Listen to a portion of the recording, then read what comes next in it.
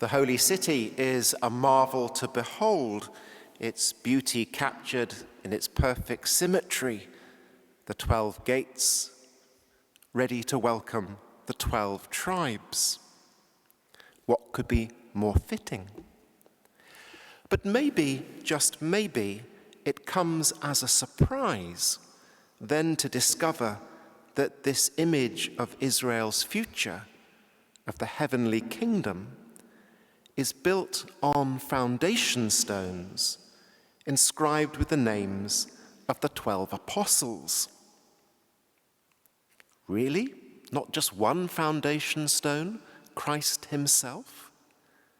Did the apostles seem so impressive when we met them in the Gospels, as they half understood, misunderstood the Lord's teaching? As Peter denied the Lord 3 times, could all that glittering edifice be built on these rickety disciples? Well, given the scant regard for the church in our own day, perhaps we're better able than our parents and grandparents to register the audacity, the shock value of John's inspired vision. But there it is. Our only hope of heaven is grounded in the witness of these humble preachers. Men, however weak, who received at Pentecost the Spirit of Christ to carry out the command of Christ. Fearful disciples turned into bold apostles, sent to proclaim Christ's gospel, God's forgiveness of sins, sent to baptize us into the triune life of God's grace, to assemble that holy people, the new Israel, the church. As St. Paul put it to the Christians in Corinth, we have this treasure in earthen vessels, that the excellency of the power may be of God and not of us. Of course, many find that hard to accept. We're cynics, far better at pulling people off their pedestal than at recognizing God's power to make saints from sinners.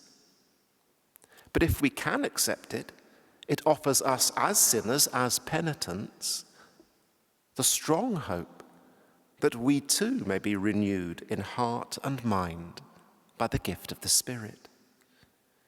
We're not going to find our name on a foundation stone, but we will find the Lord's name written on our forehead, which is John's inspired way of saying that we shall belong to Christ, love him, have him as the pattern of who we truly are. Of course, exactly which or what apostolic names John envisioned on the foundation stones is hard to know. For when it comes to names, the 4 Gospels don't quite tally. Where Mark speaks of Thaddeus, Luke speaks of Jude, the brother of James, John's Gospel speaks of the 12, but names fewer than 12, while one of these names, Nathanael, is absent from our other Gospels.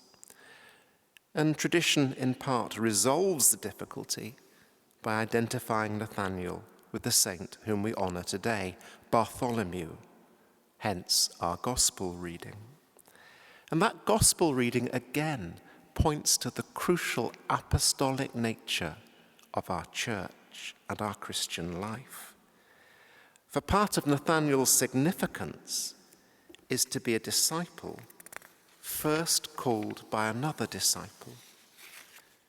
And that doesn't make Christ's call any less personal or less authoritative for being mediated by his followers.